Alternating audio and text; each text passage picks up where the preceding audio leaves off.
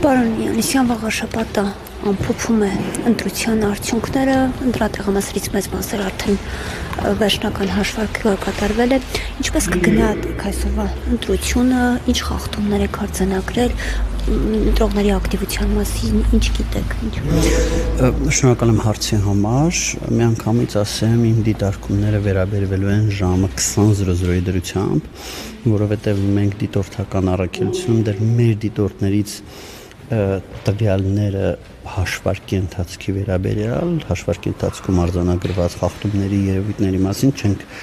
ստացել եւ ամփոփել, ես դրանք չեմ տիրապետում հենց այս պահին, դրանք վաղ ժամը 11:30-ում արդեն ամբողջությամբ կներկայացնենք։ Ժամը 8-ի դրությամբ պետք է ասեմ, որ չենք արձանագրել որևիցե այնպիսի խախտում, որը մեր գնահատմամբ ունենա հանցակազմի տարեր, բայց միաժամանակ նախընտրական քարոզարշավի ժամանակ 5 այդպիսի դեպք արձանագրել ենք։ Մենք նախընտրական քարոզարշավի ընթացքում հանցագործության մասին 5 հաղորդում ենք ներկայացրել, 2 քրեական օրենսգրքի 441 այնը պաշտոնական դիրքի չարաշահման հոդվածով եւ 3-ը 221 հոդվածով, այն է բարեգործության եւ քարոզչության մեկտեղման հոդվածով, միանգամից ասեմ 5-ն էլ ուղղակի կամ անուղղակի վերաբերվում են քաղաքացիական պայմանագրին,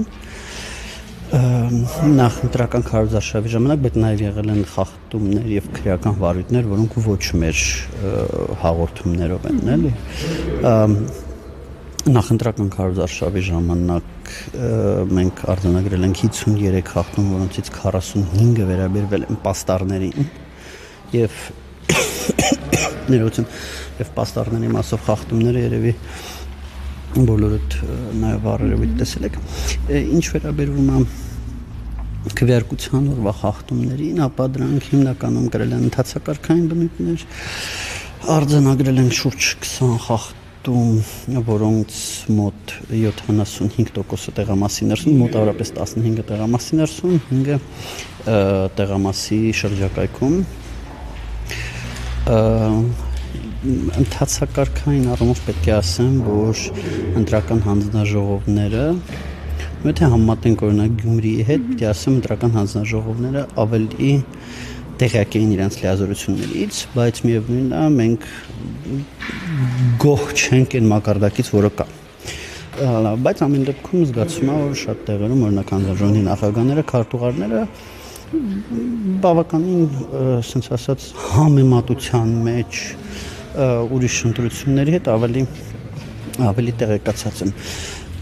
Արձանագրել են խախտումներ, ինչպիսին է օրինակ տեղամասում միաժամանակ միևնույն ուժի տեղամասում միաժամանակ նույն ուժի մի քանի վստահված անձանց միաժամանակյան ներկայություն,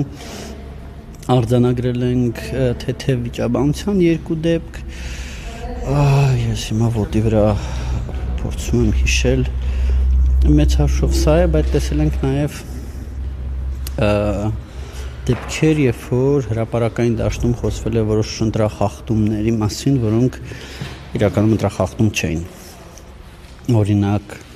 այլանդի փոխարեն քվեարկության վերաբերյալ 5 ահազանգ ենք մենք տեսել համացանցում, 5-ն էլ բոլորը ստուգել ենք, այսինքն գնացել ենք, տեղում ուսումնասիրել ենք եւ տեսել ենք, որ իրականում այլանդի փոխարեն քվեարկություն չկա։ Օրինակ ընտրողը տողը շփոթել է, բայց էլեկտրոնային գրանցման սարքի եւ մյուս հանգամանքների ստուգման բառնում իրականում այլանդի փոխարեն քվեարկության չկա, որտեղ դա իրական լուրջ խախտում է, էլի, դա շատ էական էր պարզել իրականում եղել է, թե չէ։ Եղել է հոսանքազրկում մոտ 15-20 րոպեով 2 տեղամասերում, 8-րդ եւ 13-րդ, բայց այդ տեղամասերում ոչ միայն մեր դիտորդները, այլ նաև տեղում ներկա անձինք համակարծիք են, որ ինչ-որ դա չի զուգորդվել, այսինքն դա չի չարաշահվել, էլի, բայց հոսանքազրկումը զուգորդվել է էլեկտրոնային գրանցման սարքերի այդ ընթացքում չաշխատելով, ինչը ճիշտ ասած մտահոգում է, որովհետև էլեկտրոնային գրանցման սարքերը պետք է որ կարողանային առանց հոսանքի աշխատեն, երևի հին են արդեն չգիտեմ, իրանց այդ ներսին ակումուլատորները, որոնք նախատեսված են երևի արդեն շարքից դուրս են եկել, բայց այդ հարցը պետք է միջև ազգային ժողովի ընտրություններ լուծվի, որ ազգային ժողովի ընտրությունների ժամանակ հոսանքազրկման դեպքում խնդրի առաջ չկանգնենք։ Ըստ էության մեծ հաշվով սա, բայց այո, քվեարկության օրը բավականին համատաբար հանգիստ անցել, գոնե նորից, ինչ ասում եմ, ժամը 8-ի դրությամբ եմ ասում։ Եվ բայց նախընտրական քարոզարշավը իհարկե խնդիրներով զուգորդվել է։ Լրատվամիջոցներից մեկում տեսանյութ հրապարակվեց, որ ծրարի մեջ եղել է 2-7 համարի քվեաթերթիկ, ինչ-որ տեղեկություն ունեք այս դեպքի առնչությամբ կամ արձանագրել։ Ընտրական օրենսգիրքը նախատեսում է դեպքեր, որ կարող է ծրարի մեջ լինեն մի քանի քվեաթերթիկ։ Նույն համարի։ Կարող լինի նույն համարի, կարող լինի տարբեր համարի, սա քանի որ քվեարկության խցիկի մեջ կա արկղ, որտեղ կան ընտրողների կողմից չօգտագործված բազմաթիվ քվեաթերթիկներ, մարդ կարող է մտածի, որ եթե ինքը ծրարի մեջ նույն համարի 2 քվեաթերթիկ է դնում, դա 2 քվե է, բայց դա որևիցե պարագայում 2 քվե չի, որովհետև հաշվում է այն քվեաթերթիկը, որի վրա ինքնասոսնձվող դրոշմանիշն է կպցրած։ Ու հաճախ լինում են դեպքեր, որ օրինակ ընտրողը 2 ուժի է համակրում, միամտաբար չիմանալով 2 ուժի քվեաթերթիկն էլ դնում է, բնականաբար դրոշմանիշը ինչ-որ մեկի վրա է փակցում, որի վրա որ փակցում, հենց նոր ստեղ ոնց բան եղավ, որի վրա որ դրոշմանիշն է, դա է առհասարակ քվեաթերթիկը հիմա էլ որպես այդպիսին քանի դեռ իր վրա չկա դրոշմանիշը, ինքը նույնիսկ հատուկ հաշվառվում փաստաթուղթ չի, հա, ինքը այնպես մեծ հաշվով պրինտերի վրա տպված թուղթ է, նույնիսկ իրան պարտադիր չի սեյֆի մեջ պահել, նույնիսկ դրոշմանիշն ամենակարևոր եւ վերահսկման ենթակա փաստաթուղթը 17 թվականից սկսած դրոշմանիշն է այլևս։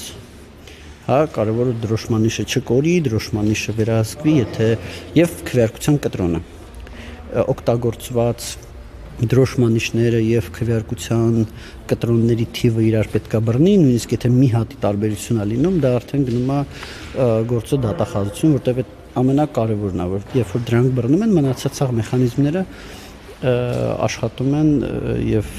տարբեր երևույթներ չեն կարող լինել, էլի։ Երբ որ դրանք չեն բռնում, ուրեմն ինչ որ խնդիր կամ ենթադրյալ խնդիր եղել է։